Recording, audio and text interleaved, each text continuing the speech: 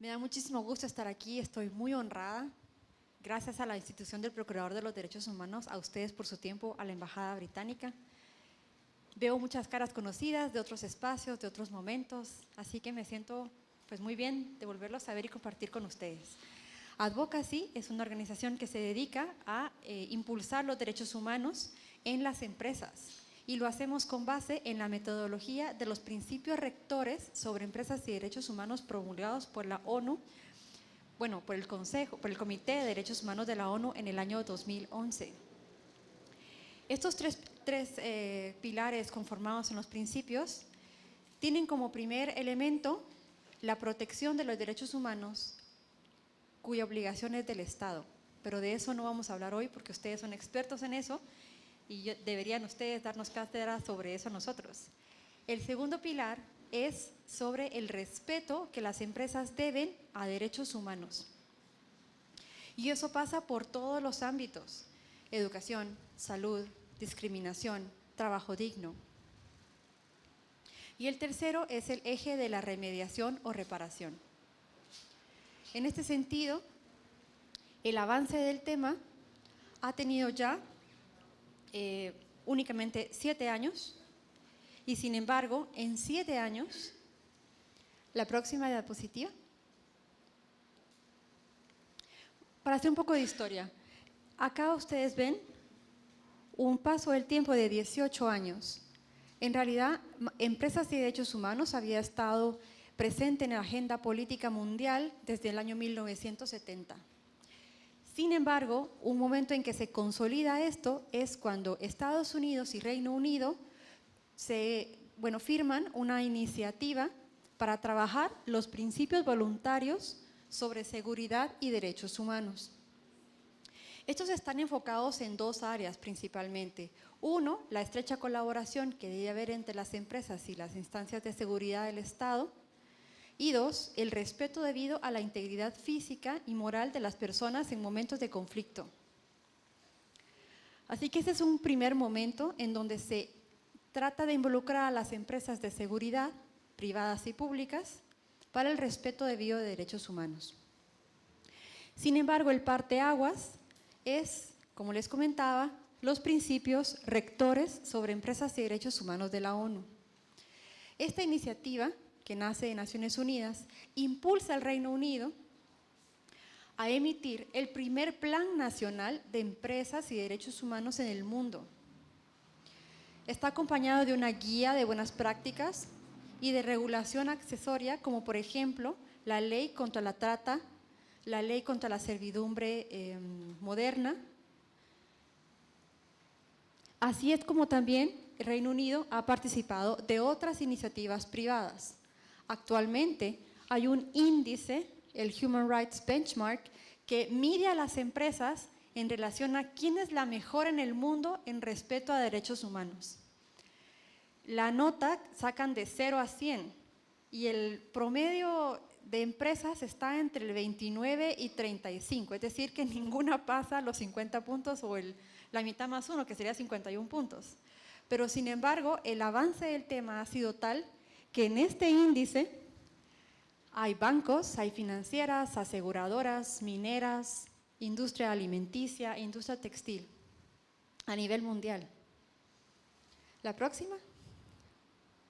Y acá, pues quería mostrarles cómo en únicamente 7 años los principios rectores han impactado, por ejemplo, en la OCDE, que es una organización mundial de comercio, igual en el Foro Económico Mundial. Escuelas de derecho ya tienen cátedras sobre Business and Human Rights en sus pensums de estudio. De hecho, el doctor Rajiv Mehta, él es el profesor de la cátedra en Copenhague, en París y en Londres. Algunas iniciativas que tienen que ver con el empoderamiento de la mujer, pueblos indígenas, eliminación de trabajo infantil. La propia Corte Interamericana y la Comisión Interamericana de Derechos Humanos han tenido ya precedentes judiciales que tocan como una guía orientativa los principios rectores, que lo vamos a ver ahora.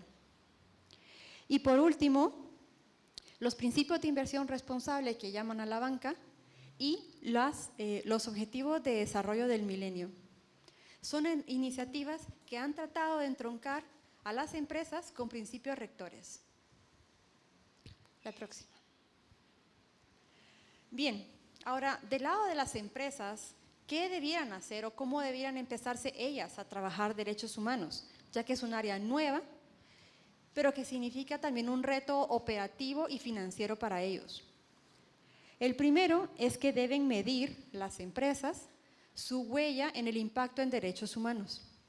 Eso se logra a través de metodologías específicas ya, pero lo que intenta es que ellos generen indicadores propios sobre cómo coadyuvan con las obligaciones estatales en esta materia. El segundo es que tenemos la expectativa de que las empresas sean líderes entre sus pares comerciales sobre el respeto a derechos humanos y logren la licencia social para operar en los lugares en donde operan. De ese tema pues ya Rajiv nos va a dar más información. Y el segundo es cómo las empresas deben alinear sus estrategias de comercio, de inversión y de operación para el debido respeto a los derechos humanos. Esto tiene mucho que ver con cadenas de valor. Si, por ejemplo, soy una empresa que va a fabricar focos de luz, me encargaré de que los minerales que utilicen en la fabricación del foco no sean sacados de minas donde se ha utilizado violencia. O como consumidor, me preocuparé de investigar si la empresa es responsable laboralmente, si tiene problemas de incumplimiento de pagos de salarios o de prestaciones laborales. Hacia eso va el mercado hoy. En este sentido, yo les invito a investigar empresas transnacionales como PepsiCo, Coca-Cola, las petroleras, que ellos a nivel mundial también ya se están fijando en su reputación. Porque indudablemente una empresa que tiene quejas a nivel mediático en redes sociales, etcétera, difícilmente accederá a préstamos financieros para operar con márgenes bajos de intereses. Al contrario, en cuanto mayor riesgo tengan, mayor será la tasa de interés a la que deban acceder. Entonces, claro, es una materia que ya está tocando el bolsillo de la empresa. La próxima. Y algunos aspectos legales que tocan a las empresas ahora y que confluyen con su mercado es que emitan una política de derechos humanos, que digan firmemente al público que son respetuosos de la materia. Tienen que realizar debida diligencia las empresas. Tienen que demostrar documentalmente que son respetuosos. Comunicar eficazmente sus progresos, porque ahora ya es el inversionista, el accionista, el trabajador, las comunidades, quienes requieren información de la empresa de primera mano. Las cadenas de valor, por supuesto, ya lo abordamos. Y las empresas, claro, deben pasar por un proceso de capacitación, de preparación, de aprender con humildad y de participar en este ámbito. La próxima. Bien, aquí únicamente refrescar un poco los conceptos de los principios rectores que están basados en 3 elementos. La obligación del Estado de proteger, la empresa que debe respetar, es decir, abstenerse de hacer aquellas acciones que puedan dañar al otro.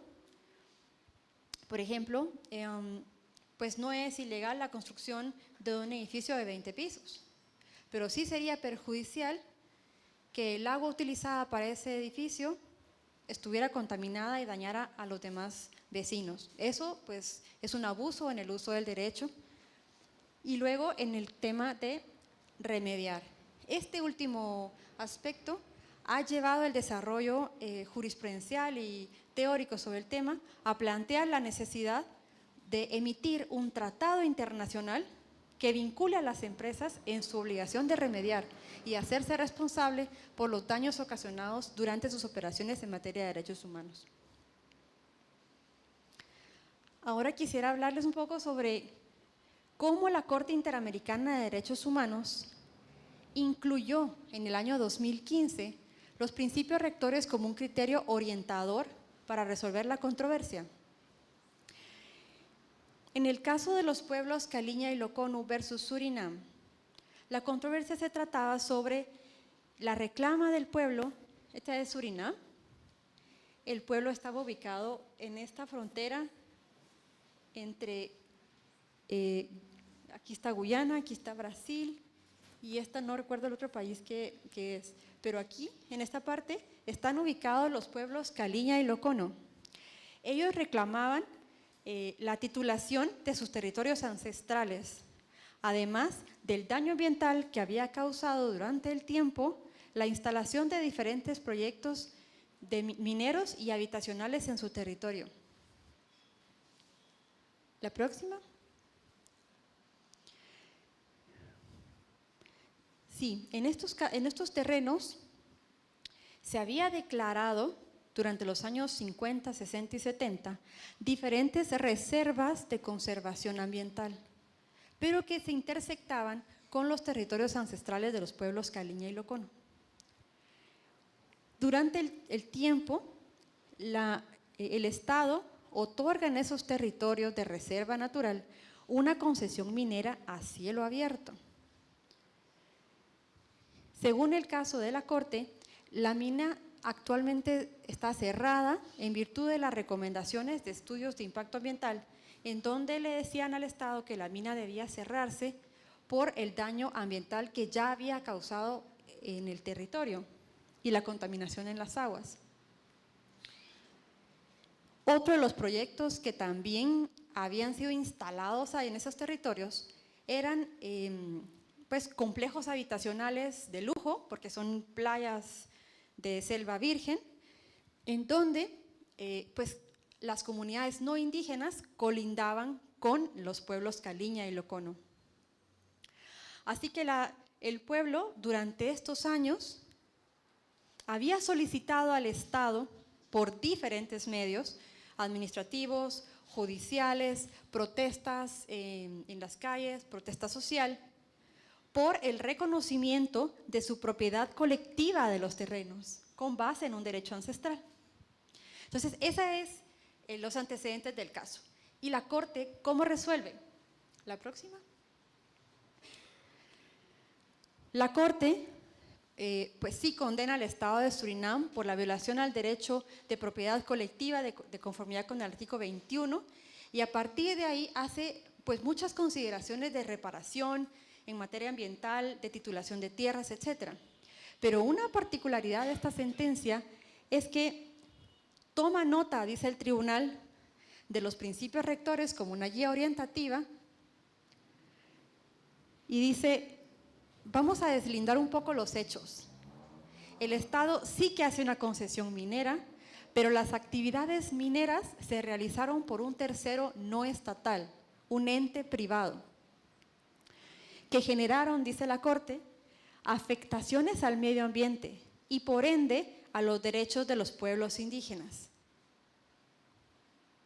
Y aquí está el punto, dice, fueron llevadas por actores privados.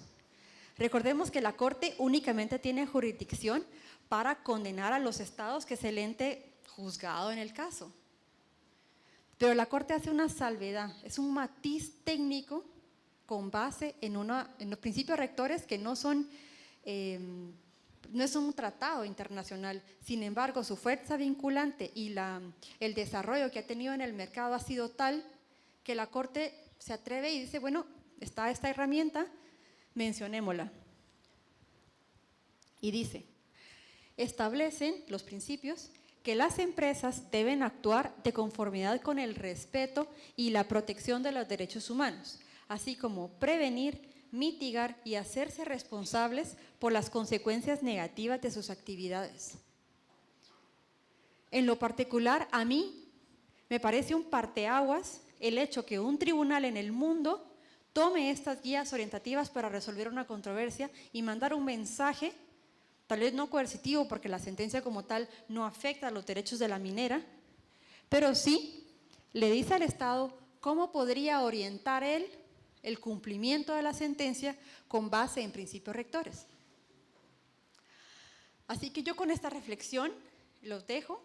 esperando en estos meses el informe de la relatora Soledad García Muñoz, la relatora DESC de la Comisión Interamericana, que va a estar basado en esta materia y que pues ya mandó una consulta pública hace unos meses atrás para recoger información sobre esto.